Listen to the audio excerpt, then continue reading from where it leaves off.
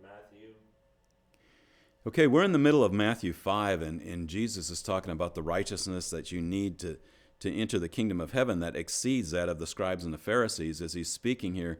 And you know, he just talked about not only are you not supposed to murder, but you shouldn't be angry with your brother, and you shouldn't be calling him a fool. You shouldn't be doing that kind of thing. And so he's talking about a condition of the heart. He even goes on to say, not only does he equate anger with murder here, he equates lust with adultery. And he goes on and says, verse 27, you have heard that it was said, you shall not commit adultery. But I say to you that everyone who looks on a woman to lust for her has committed adultery with her already in his heart. You know, he takes the level of righteousness, he's raising it up another notch. It's like, oh man, the Pharisees and scribes say, well, I didn't divorce my wife, but they could have been lusting all over the place. And he just takes it and he says, your righteousness has to exceed that of just the outward appearance. And it's a heart condition and what Jesus has come to do is to change our hearts, to purify our hearts, to cleanse our hearts, and give us a new heart. And we'll see that that's the message of the New Testament. So he goes on to explain later in the same chapter the seriousness of marriage. It was said in verse 31, whoever sends his wife away, let him give her a certificate of divorce. But I say to you that everyone who divorces his wife, except for the cause of unchastity or immorality, makes her commit adultery. And whoever marries a divorced woman commits adultery. Again, you have heard it say, to the ancients you were told, you shall not make false vows, but shall fulfill your vows to the Lord. Then he just says, don't make any vows, heaven and earth. Just say yes or no. Let your yes be yes and your no be no. So he says there's a seriousness to marriage that you guys just haven't considered. It's not a matter just to, I don't want her anymore, give her a certificate of divorce, and that's a legal separation where it's done. He said no. There's no reason there'd be a separation because you've become one unless there's immorality, sexual immorality. And that's a breaking of the physical covenant then and covenanting with somebody else. And so he goes on to explain the seriousness of that. And then he says, don't swear by anything. Just let your statement be yes, yes, or no, no. He says that in verse 37. And anything beyond those is of evil. Ever somebody say, yes, but, no, but. And what you're doing is let your yes be yes. If it's a yes, let it be yes. If you're trying to qualify it, there's usually some kind of little evil intent back behind that. And so Jesus' words are just so revealing. It's amazing how his short little statements just get to the matters of the heart so quickly. And they expose us for our evil intent, for our secret motives. So we get down to verse 38, and this is good. You have heard that it was said, an eye for an eye and a tooth for a tooth. Yeah, they did it to me, let's get them back. And that's justice. It is justice. If somebody takes $40 from you, they should give you 40 back. In fact, actually God's law says if they stole it from you, they need to give you 7 times what they stole. But here it says, an eye for eye, a tooth for tooth. But I say to you, do not resist him who is evil, but whoever slaps you on the right cheek, turn to him the other also. And if anyone wants to sue you and take your shirt, let him have your coat also. And whoever forces you to go 1 mile, go with him 2. All 3 of these situations, they're talking about going a step beyond what's required. And, someone said, I think one of the reasons for that is that if we only do what's required, like the Roman soldier could come and require a Jew to carry his stuff for a mile, to walk with him a mile and carry his stuff. If you only do it for a mile, it's like you get to that mile marker and there's the mile and you throw this, I'm done with this. But if you go willingly that next mile, it changes your insides and it relieves you of maybe some of the bitterness of like, you made me do this, you jerk. Instead of that, you're like willingly, you're going on over and above what's required of you. And even that, the slapping on the cheek, I don't think that's a message of pacifism, just total pacifism. I don't think that's what it's talking about.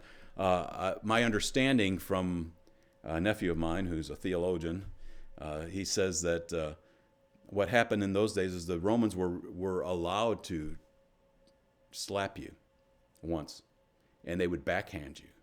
And so what it says, and it's interesting here in Matthew, it says, whoever slaps you on your right cheek, that's pretty definitive here.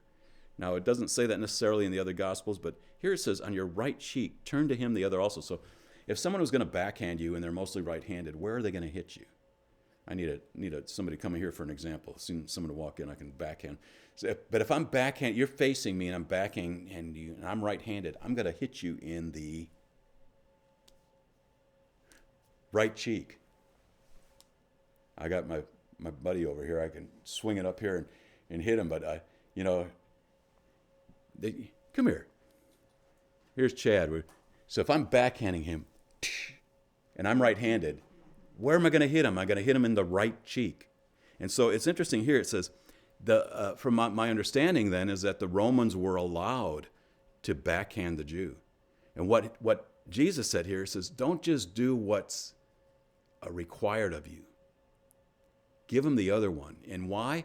It goes beyond. It's like you're saying, okay, that's what I have to do, but I'm going to go beyond what I have to do. And all of this is going beyond what you have to do. It's not just an outward appearance. It's an inward condition that Jesus is talking about here. This kingdom that he's bringing isn't just talking about just outward, you do this, this, this, and this. It's talking about an inward condition where you willingly, actually, you're gonna solve hostility through kindness or going one step above. You know, if they want to sue you and they take your shirt, give them your coat too. Go a little bit, go beyond what's required of you. It'll change your insides, and you know what? It oftentimes melts that person too, and it changes them. So it's a one way that we can overcome bitterness in ourselves, only just doing what's required. I'm going to do what's required. I'm just going to do what I have to do. And that's not the kingdom that Jesus is talking about. He's talking about a kingdom where our hearts are changed, that we want to bless people, even our enemies. Wow. So he gets a little more specific with that. In verse 43, chapter 5, he says, you have heard it was said, you shall love your neighbor and hate your enemy. Yeah. Now, the love your neighbor part is quoted in the Old Testament. The hate your enemy is not. That's not a part of the Old Testament. But he said, I say to you, love your enemies and pray for those who persecute you, in order that you may be sons of your Father who is in heaven. For he causes his sun to rise on the evil and the good, and sends his rain on the righteous and the unrighteous. So he's saying, you've heard it said, love your neighbor, hate your enemy. And we all pretty much agree with that. That's only natural. It's only natural. It's not very spiritual. It's only natural. But I say to you, love your enemies and pray for those who persecute you. Why? He says, in order that you may be sons of your Father. You be like your Father. You be like your Father who is in heaven, who causes his sun to rise on the evil and the good, and sends rain on the righteous and the unrighteous.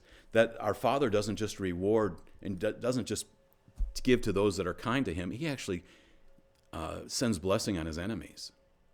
And he says we need to do the same thing. Pray for your enemy, that you may be sons of your Father. You might be like your Father who's in heaven. And he goes on in verse 46, for if you love those who love you, what reward have you? Do not even the tax gatherers do the same? If people do good to you, it's easy to do good to them.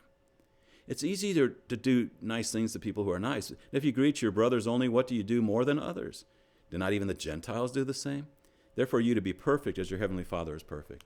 And so the perfection here is be mature, go over and above that which is necessary, and do things that actually display kindness, God's heart, loving, praying for your enemies, going over and above that, walking the extra mile, giving if they sue you, give them a little extra if they sue you. Don't just say, okay, it's down to this penny. Give them a little extra. Hey, give you this too. It just shocks people. The kindness shocks people because they're measuring by one standard, and all of a sudden you're returning a different standard. And so Jesus, preaching of the kingdom and the things that he's talking about the kingdom in the Sermon on the Mount are so radically different than anything that we've ever seen before. That it's the declaration that the kingdom is at hand, and then it's the declaration of the process that you go through to live in that kingdom, what the kingdom looks like from a heart perspective and that kind of thing. And so we'll pick up with that as we go on and we finish up. We've only gone through one chapter of the Sermon on the Mount. We've got two more to go just to cover Jesus' kingdom message.